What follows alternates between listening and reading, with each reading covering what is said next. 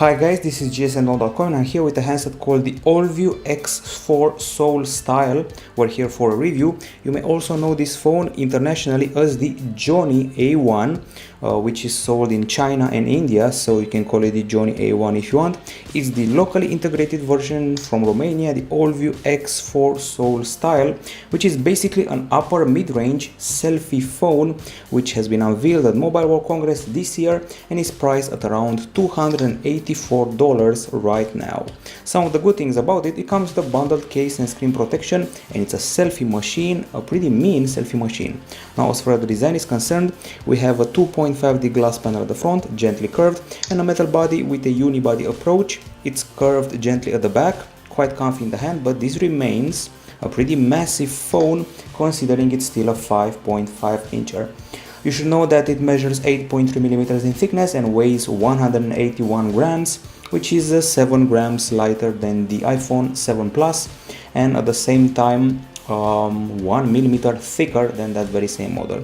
We have comfy buttons on the side, comfy home button here, and it's a bit too big to use with a single hand, but it remains elegant, sober and solidly built.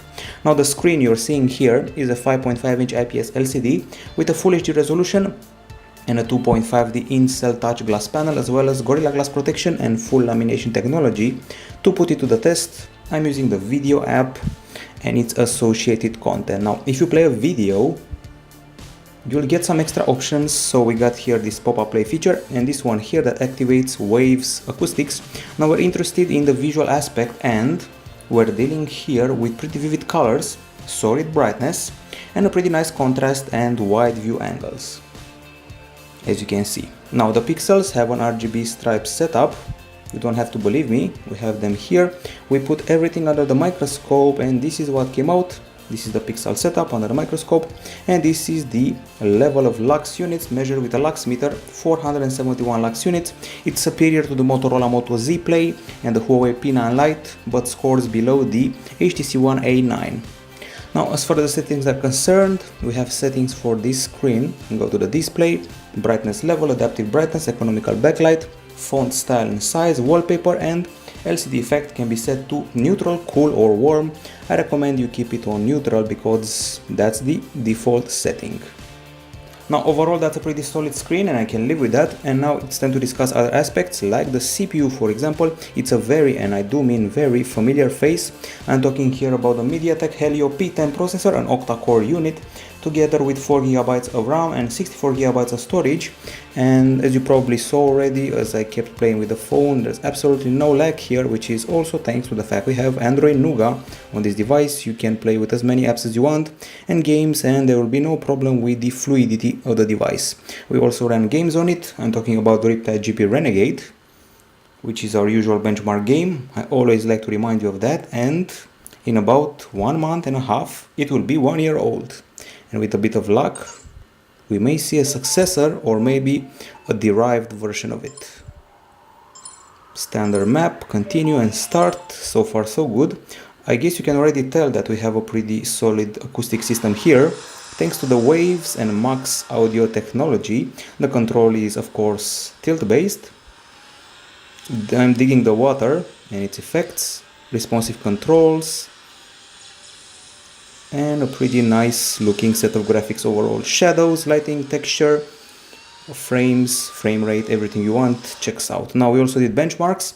If you don't believe the game alone, we have the gallery here and a bunch of screenshots. Once again, people know it as the Allview X4 Soul Style, or also the Gionee A1. Now, in quadrant, we scored this result, 23k points, above the Huawei G8 and the Samsung Galaxy S5, but below the Xperia Z5. Now, in Antutu 6, we also did that benchmark, and let's see what happened there. So 50k points in Antutu 6. It beats the Sony Xperia XA, which has the same processor but less RAM, and also the Nubia N1, but scores below the Huawei P10 Lite and the Allview X4 Soul. And in 3D Mark Ice Storm Unlimited, we also did that one. I call it the gamer's benchmark. The result is, I would say, modest. It beats the X4 Soul and the Moto G5, but scores below the pretty old Huawei P8. This is no GPU heavy hitter, it's no gaming device, but the games launched this year, well, it can run them. We also did a temperature test or two, and we achieved 37.3 degrees Celsius and 34.5 degrees Celsius in Riptide GP Renegade and GFX Bench respectively, so there's no overheating. Now, time to discuss the battery, one of the most important features of the phone. After all, it's a 4010 mAh battery, which is a 30% bump from the predecessor. On paper, we are promised about 50 hours of music or 7 hours of 4G browsing. Let's leave that aside and see how we did with our very own tests and results. Okay, so I have to say from the get-go that we're doing quite fine in those tests. I'm talking about the continuous video playback and so forth, and looking for them here. Okay, so we're looking for the video playback test. This is the handset and this is our sister site. So the Allview X4 Soul Style achieved a video playback time of 10 hours and 28 minutes, which is quite good. It surpasses the Huawei Nova and the LG G5, but scores below the Lenovo Vive X3, for example. And this is the video playback time. Now the PC Mark test revealed 9 hours and 3 minutes, which is excellent. It's actually top 25 material, and as you can see, it beats the Huawei Nova Plus and the Asus Zenfone 3 as well as the Galaxy A3 from last year. Still, the Huawei Nova is superior.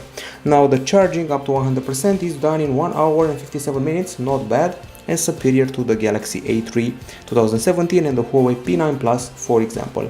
And after 5 minutes of charging, you should be at 8% battery, and after 15 minutes 23% battery, while after 30 minutes you are at 47% battery. Okay, so we also have special settings for the very same battery. We have to dig a bit for them, but we do have them. Manage battery, power manager, we got a normal mode, a power saving mode with a lot of tweaks, and an extreme mode with a black and white interface, as well as intelligent power saving in sleep mode, battery optimization, and that's about it. So a very solid battery, which probably justifies the big weight of the phone. Now, as far as the acoustics are concerned, Allview is seriously pushing the Max audio branding and the Waves technology. This technology actually received a Grammy Award for its innovation in the field of acoustics. Now, if you go here, you can see Waves Max Audio, you can activate it, and you can actually enjoy it in the music app, which is available here. And let's actually listen to some music. But before that, we got an equalizer here with genre settings, user defined, 5 custom channels, and let's leave it to off for now, and let's listen to some tunes, which by the way are excellently rendered.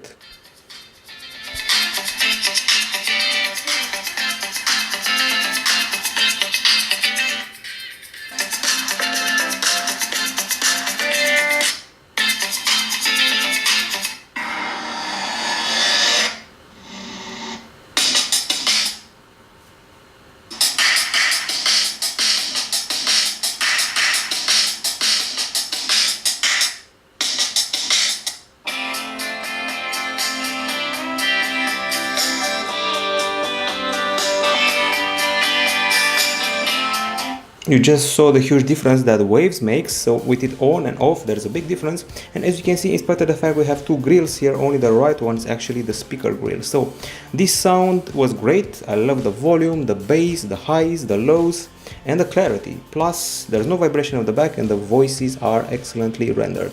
Now, let's see how the decibel meter tests went, and I have to say they went just fine. We achieved 84.8 decibels at the front and the back with our typical audio sample. And when we play the game you saw before, Riptide GP Renegade, guess what? 100.5 decibels. This is actually so good that it's close to the level that we achieved with the Motorola Moto Z and its JBL Sound Boost special speaker, so that's got to mean something. So overall, I'm pretty happy with the acoustics here. We also have a bunch of headphones. If you've seen an Allview or Gionee phone before, you know what to expect. They're the exact same. They're comfy, they're loud, and the wire doesn't tangle very easily. We also have FM radio here in the mix somewhere, where here it is, FM radio, and overall, nothing bad to say about the acoustics. Now, on the camera front, everything is focused more on the front camera than the back one. The back one is a 13 megapixel shooter with the same sensor from the OnePlus X and the Xperia XA, which is the Sony IMX258, dual LED flash below it, and f2.0 aperture at the front. Surprise, surprise, 16 megapixels, LED flash, 5 lenses, beauty features, 5 lux flash, and a lot of neat stuff. Now the camera app opens up fast, but let's clean up some memory. Okay, cleaning, pressing the camera, and as you can see, pretty fast camera starting. Now the actual experience involves a pretty snappy focusing, a fluid zoom, fast picture taking, and usual options you usually see on an Allview device. I'm talking about the modes. As you can see, translation, card scanner, mood, photo, time-lapse, text recognition, a professional mode, exposure, white balance, focus and shutter, smart scene, night, GIF, panorama, professional, a bunch of filters and effects, and you can film up to full HD. Leaving all of this aside, we have some interesting galleries for you. As you can see, over 200 shots. I'm going to start with those taken during the day. We also have indoor ones and night photos. So we started with a regular shot and then pulled off an HDR. So regular shot and HDR shot. As you can see, it's much more lit, but in a nice fashion, not burned. I'm loving the colors here, nice color hues, pretty good focus, and quite solid details for a 13 megapixel shooter. I'm loving how pragmatic this camera is, coming from the slightly oversaturated Huawei P10 Lite and P9 Lite 2017, as well as the Galaxy A5 2017. Well, this is actually a breath of fresh air. It's much less oversaturated in those models. And of course, the selfie camera is the kicker. Well, as you can see here, we have excellent colors for the selfie camera and also excellent details. This is one of those cams where you can actually zoom in a lot. Usually do not do that on many selfies, but here you can zoom in without regrets. And once again, excellent close-ups. I'm loving the blur here. It's as if you were using a bokeh effect, but you're actually not, so that's nice. So it handles light great, has good focus, colors, exposure, lighting, so not much to object for the back or front camera. In spite of the fact it was a pretty sunny day, we do not have burnt shots, and guess what? Even in the distance, the details are quite okay. Okay, more selfies, because you cannot help yourself. After all, we have a good selfie camera. I was talking about details. You can keep zooming in. You will not lose details, I guarantee. More selfie shots here, looking fine. Another HDR.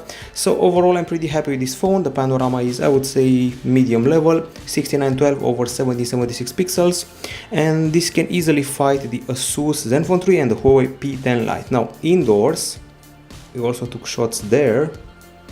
We were at a special museum, a kitsch museum. You can find it in Bucharest, Romania. It's the Romanian culture kitsch for the past 30 years. Here the best aspect will be the color, but we had quite a few blurred or moved shots, so when you're in indoor situations with artificial lighting, you should be more patient. You shouldn't just press the shutter and expect the photo. You should be patient and focus patiently. We have quite a generous gallery here of indoor shots, but I'm not very impressed by them. Some of them are nice, but most of them, well, they were a bit moved, so more patient. You know how it is with a museum, people rushing around, so that's why they're moved. Now we're done with the outdoor, we're done with the indoor, and it's time for the low light capture. Of course, this is a phone that costs around $300–400, so expectations were not high and it didn't quite deliver. So we have a few moved shots, some grain here and there. The flash handles the light okay and also makes the colors more visible. Good texture of the monuments here, but I found that the streetlight halos are a bit too big. There is also a bunch of violet and yellow hues, and not the best clarity I've seen on a mid-range phone. It's below the Asus Zenfone 3 and a bit below the Huawei P10 Lite.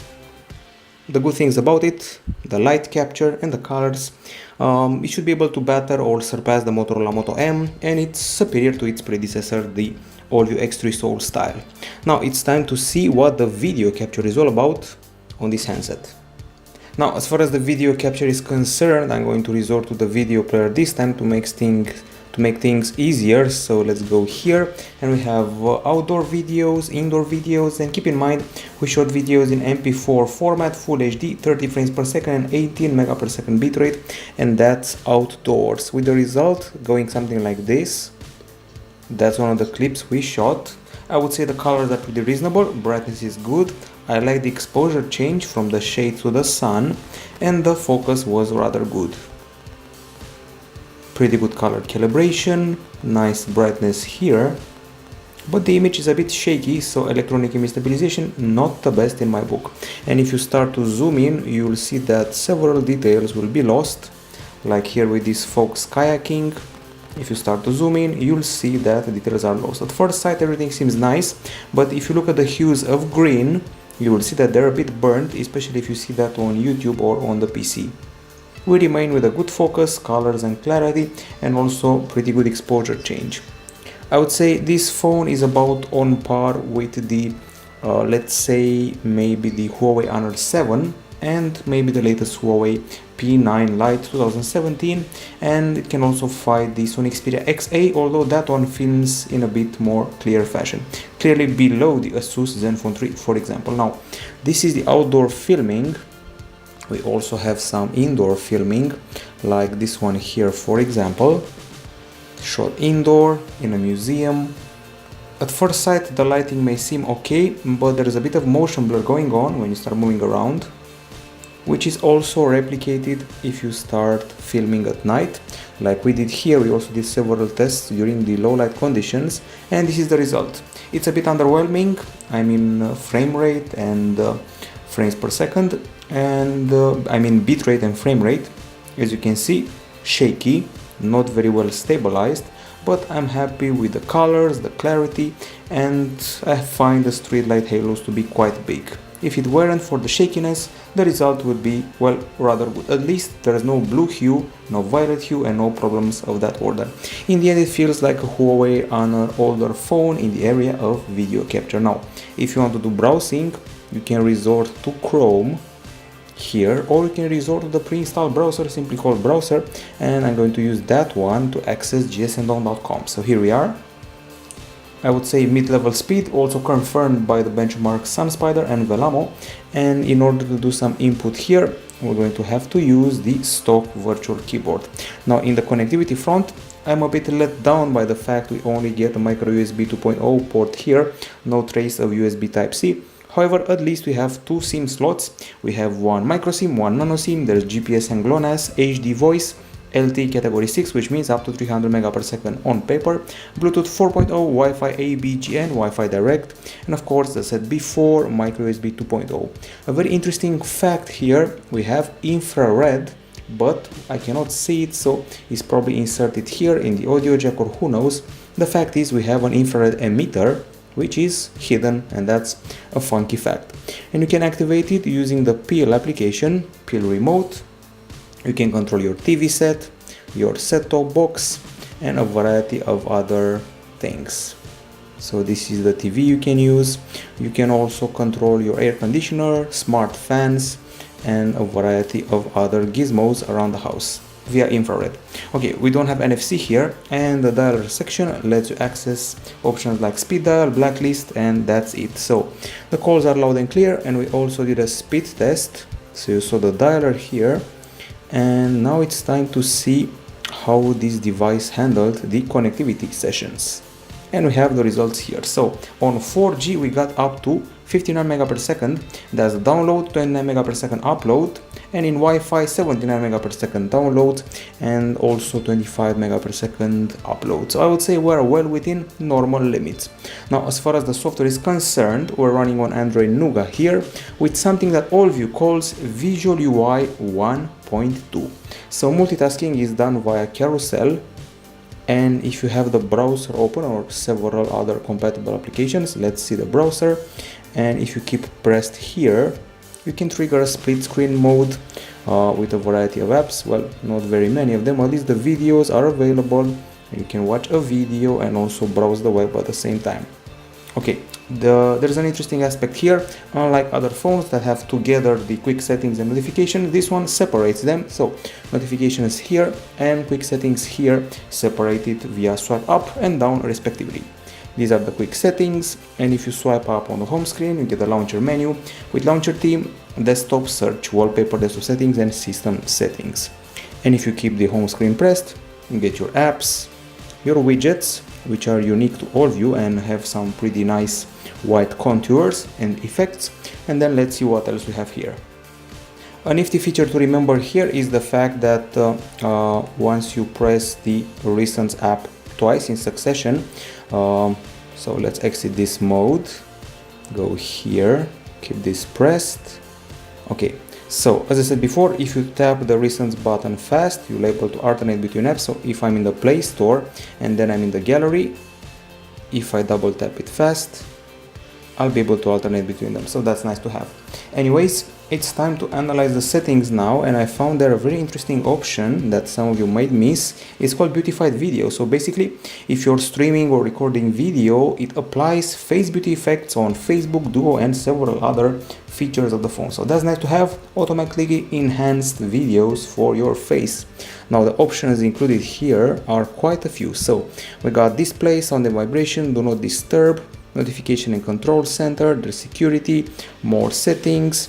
We got smart gestures, smart dial, double click to wake up, and something called edge bar, which is easily activated with a swipe on the button. And you can see those here. It mimics what Samsung offered on the Galaxy S Edge handsets.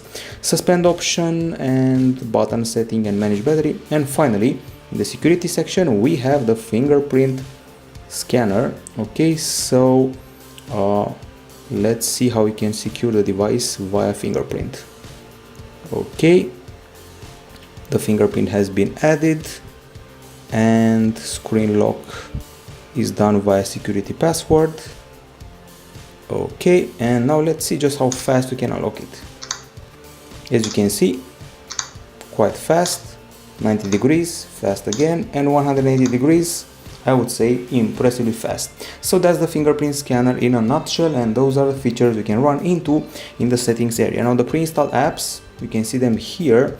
I counted 45 of them, which is quite a few. I've seen more, to be honest, but sadly you cannot uninstall the bulk of them. Some of the most useful ones, well, System Manager is here to improve your operation with a cache cleaner, App Manager, and so forth. Let's see what else. We got YouTube, weather, video. There's Snapseed if you want to do some extra special editing of your photos, courtesy of Google. Notes is also here, a file manager, a calendar, and Bitdefender mobile security. So that's it in a nutshell. This has been the Allview X4 Soul Style, aka the Gionee A1, and it's time for the pros and cons. On the pros, an okay build, a pretty bright display, I would say reasonable performance, a good battery, actually above expectations. The Waves Max audio technology is certainly a plus. It's a very loud phone, excellent selfies, and also pictures taken with the main camera. Plus we have infrared and Nougat as pluses. Now on the cons, it's a pretty massive phone and a pretty heavy phone for a 5.5-incher. The GPU and CPU are not future-proof, and the videos we shot suffer from a bit of motion blur. Other than that, I'm reasonably or better said not impressed with the indoor pics and the fact that we have quite a few applications installed. In the end, the pros outweigh the cons, and this has got to be one of the best selfie phones I've seen all year, courtesy of a large resolution front camera with a flash, with beautifying features if you're doing video streaming, and with excellent looking selfies overall. So things to remember here: excellent music volume and excellent selfies. It's certainly a youth oriented and female oriented phone, easily on par with the Huawei Nova and Huawei Nova Plus. Well, not on par in the CPU area, but on par in the selfie area, or even superior. So that's something to remember here for the Allview X4 Soul Style, aka the Gionee A1. Bye bye.